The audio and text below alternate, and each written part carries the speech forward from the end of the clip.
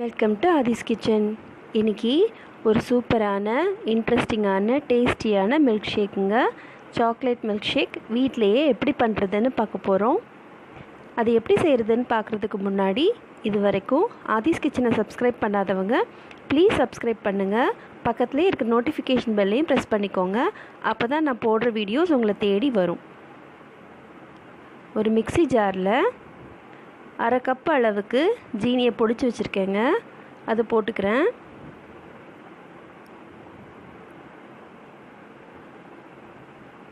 இதோட ஒரு 1/4 கப் அளவுக்கு கொக்கோ பவுடர் போட்டுக்கிறேங்க.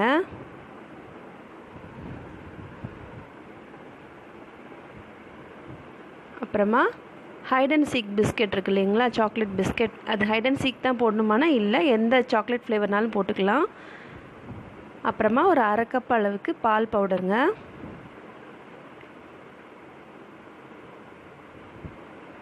உங்ககிட்ட பால் பவுடர் இல்லைன்னா 5 பிஸ்கெட் போடுற இடத்துல 10 பிஸ்கெட் கூட போட்டுக்கலாம். சாக்லேட்ஸ் கூட போட்டுக்கலாம். இப்போ நான் ஒரு அரை கப் அளவுக்கு பாலை ஃப்ரீசரில் ஒரு 15லேருந்து 20 நிமிஷம் வச்சுருக்கேன். அதையும் ஊற்றிக்கிறேன்.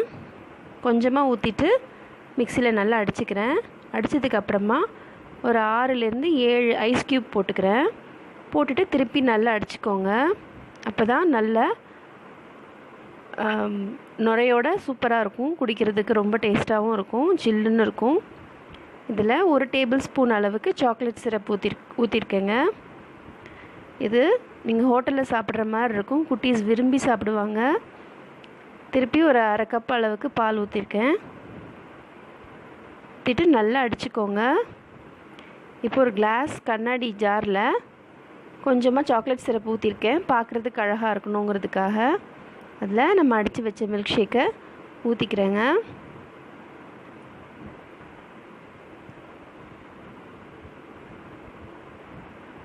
இது ரொம்ப டேஸ்ட்டாக இருக்கும். ரொம்ப ஈஸி.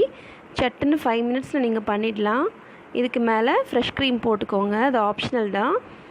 இருந்தால் போடலாம், இல்லைன்னா விட்டுருங்க.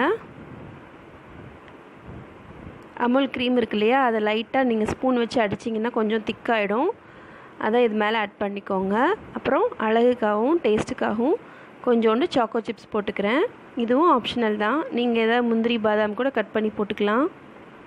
ரொம்ப ஈஸியான டேஸ்ட்டான சாக்லேட் மில்க் ஷேக் ரெடி.